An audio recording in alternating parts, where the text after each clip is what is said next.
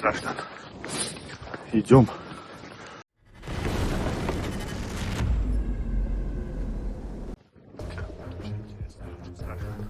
Now it will be very interesting and very scary. Comments Russian soldier, walking somewhere in the Pokrovsk direction, among corpses of his comrades. Очень интересно и очень страшно. Идем. На передке. Все. Хуёво. Вот.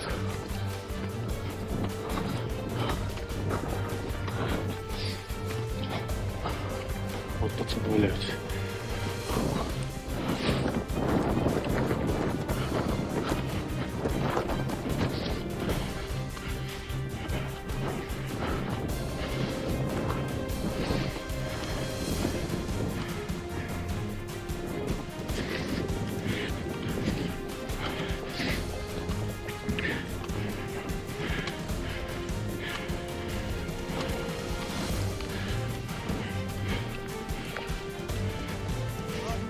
Опасно.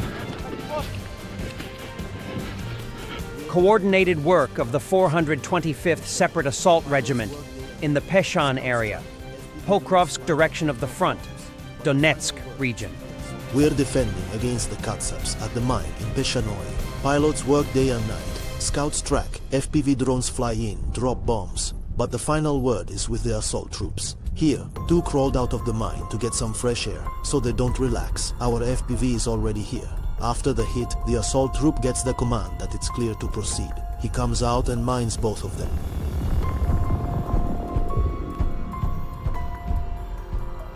The number of Russian assault operations continues to decline on the Pokrovsk front. According to Deep State, a new record low of engagements was recorded on March 4th. 17 clashes, compared to the daily maximum of 30. At the same time, Russians are still managing to bring in new units. The Deep State graph shows the dynamics since the beginning of 2025.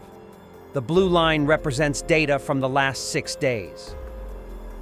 Volunteers who support the Kursk grouping, after distributing over 400 helmets, decided to test their durability. It turned out that all the helmets were made of ordinary plaster. Wearing such helmets is frightening, given that the ZSU could pelt them with stones, and they wouldn't hold up. Russian units have repeatedly received defective body armor and helmets, severely compromising soldier safety on the battlefield. Reports indicate that many vests lack proper ballistic plates, offering little to no real protection. Helmets, often outdated or made from substandard materials, have been found to crack easily under minimal impact. Corruption within the Russian military supply chain has exacerbated the issue, with officials allegedly embezzling funds meant for high-quality gear. While the Russian military-industrial complex is developing REBs and other methods of radio suppression, Ukrainian drones are fully switching to automatic targeting using artificial intelligence, which is not afraid of interference and jammers, since the target designation is already on board. Ukrainian ingenuity, especially in drone warfare, has reshaped the battlefield. Soldiers and engineers rapidly modify commercial drones for reconnaissance, precision strikes, and electronic warfare. They've developed innovative tactics like drone swarms, FPV kamikaze drones, and AI-assisted targeting to outmaneuver Russian defenses. Trump is unfit. I'm working on impeachment.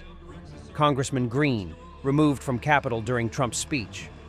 Democrats protested during Trump's address, raising clear signs reading "Musk steals" and "false" on the reverse side, which was shown when Trump told a lie.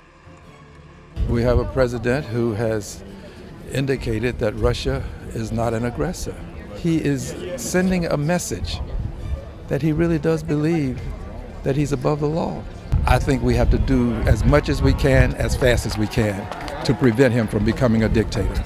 Secretary of Defense responds to China after its foreign ministry declares readiness for any type of war with the U.S. As the speech wrapped up last night, this was posted by the Chinese embassy.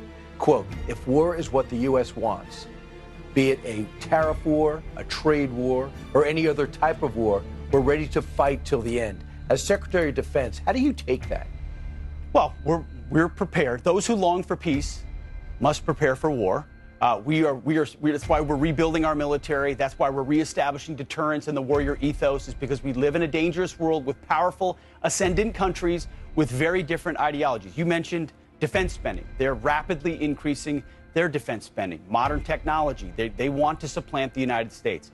If we want to deter war with the Chinese or others, we have to be strong. And that president understands peace comes through strength. He also has a great relationship with that gentleman right there, too, Xi Jinping. So where we can partner, where we can cooperate to recognize that we don't want war with China, we don't seek that war, we will. And the president has sought historic peace and historic opportunities. But my job as the Secretary of Defense is to make sure we're ready.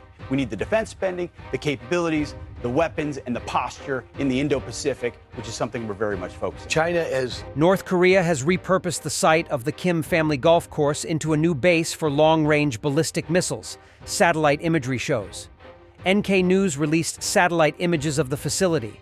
The base is situated in southern Pyongyang and has been identified by NK News as a potential launch system. Several analysts have confirmed that it is likely designed to launch long-range missiles. It is located near the former location of the Kim family mansion, which was demolished last year. The golf course had been in place for decades, making it an ideal choice for disguising a missile base.